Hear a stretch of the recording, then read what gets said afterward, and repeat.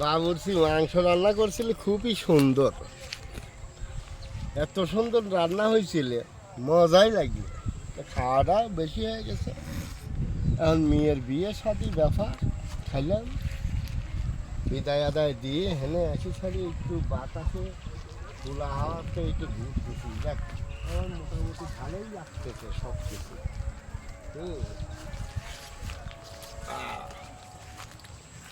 কিন্তু জামাইটাতে কেমন কেমন দেখলেন।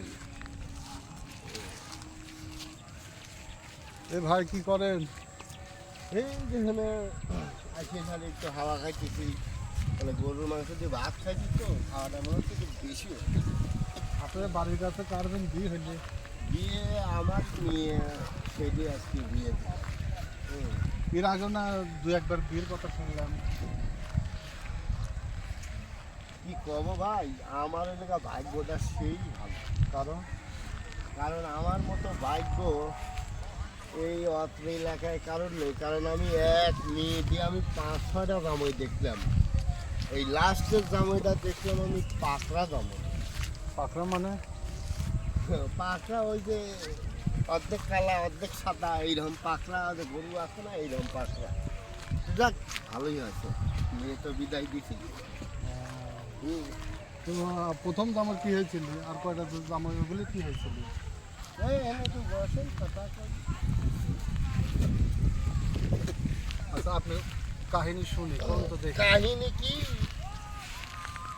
প্রথম আমার এক দোস্ত ছিল, প্রথম বিয়ের কথা কই। দোস্ত ছিল, সেই দোস্ত একদিন এসে কাছে, দোস্ত তোমার তো মেয়ে আছে, আমার ছেলে আছে, যে দুজনের সম্পর্ক ভালো আছে, যে তোমার মেয়ে দিয়ে আমার ছেলে দিয়ে বিয়ে দিতেন।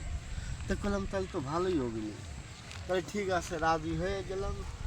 সওয়াল দেখিনি, ওর কথা মতনই রাজি হয়েছি। তো এখন বিয়েতে দিলাম, এখন চশমা পরিয়ে আইছি, আমি তার এত বুঝিনি। বাসর ঘরে যায় আমার মেয়ে, দেখে কি যে সাওয়ালের এক চোখ তেল, মানে কানা, সহি দেখেন। চোখই দেখে না। তো পরের দিন ফিরে নিয়ে আইছি। তো মেয়ে কাছে কি যে আব্বা আমি আর যাইতাম না। কে যাইতাম নেই, তুমি যার সাথে বিয়ে দিছ তার তো এক চোখ নেই, এইরকম কানা। এটা কথা হইলে নাকি? গেলাম দোস্তর কাছে, দোস্ত তোমার সাওয়ালের এক চোখ কানা, তুমি আগে কও নেই, আমার মেয়ে তো পছন্দ করতেছে না। সে কাছে দোস্ত ভেজাল করে লাভ নেই, আমার মেয়ে যদি না আসে কিছু করার নেই, এই যে লাভ দিয়ে টেহা লাও, ও সারাসারি করে দোস্তর যদি এটা মিলছে। তারপর তো গেলাম যে দাও, তো দেখলাম যে 2 লাখ টেহাও আসে বলে, নিয়েও আসে বলে, আমার লাভই হইলো। তো যাক, থাক। আবার সে মেয়ে কাছে কি যে আব্বা আমি তো থাকতাম না, আমি গার্মেন্টসে দেখতাম কাম। তো করলাম যে ঠিক আছে যাও। তো গার্মেন্টসে যাই, এসে এক ফুলার সাথে বিয়ে করেছে, না সম্পর্ক করেছে, না পেয়ে বিয়ে করেছে। সেই ছেলের আবার আর একটা বউ আছে, মেয়ে আর জানতে না। তারপর তারপরে যাই এসে দেয় কি যে সতীন, তোকে আমি আর সতীনের ঘরে আর থাকতাম না। তো চলে আসলি, কয়দিন পরে জামাই আসলি, তুমি যাবে না? কয় না, সতীনের ঘরে যাবো না। তো আরেক জামাই দেহে ফেললাম, দুটো দেহে ফেললাম।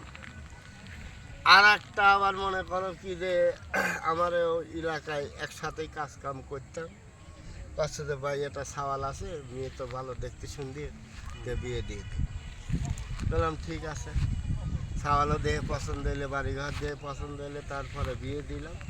সেই সাওয়াল খাই হলে গা হিরোইন, নেশা করে। নিশা বাং করে, ওই বোর ব্লাউজ চুরি লিরায় বেছে, শাড়ি লিরায় বেছে, হাড়ি পাতিল সব বালতাল দিয়েছি। মনে করো যে খাইতো, একদিন হলে ইয়ে ওই যে অটো গাড়ির ধাক্কা লাগিয়ে ড্রেনে পড়ি, উপর হয়ে পড়ে মরে গেছে। তো আমি আবার চলে আইলে। তারপর তো এরকম করতে করতে আবার আরেকজনের সাথে বিয়ে দিলাম। সে কাম করে না, খালি গাঁদা খায় বেড়ায়, কাম করে না, খালি 420 বেড়ায়। এখন মেয়ে তো বাতে বাতে সুটকি হয়ে গেল। তো কী করি, ফোনতে না আবার ছাড়াইলে ঘরে রাখলাম।